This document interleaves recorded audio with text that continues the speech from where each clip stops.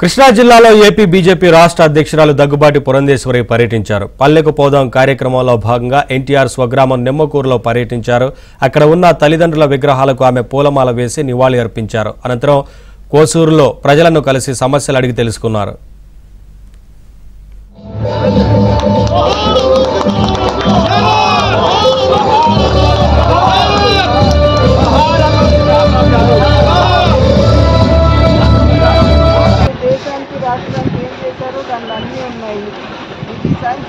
భారతీయ జనతా పార్టీకి ఓటు వేసింది. అందరూ తెలుసు కదా, రామ మందిరం నిర్మాణం దగ్గర మంచి కార్యక్రమాలు. అక్కడ ఉన్న తల్లిదండ్రుల విగ్రహాలకు ఆమె పూలమాల వేసి నివాళి అర్పించారు. అనంతరం కోసూరులో ప్రజలను కలిసి సమస్యలు అడిగి తెలుసుకున్నారు.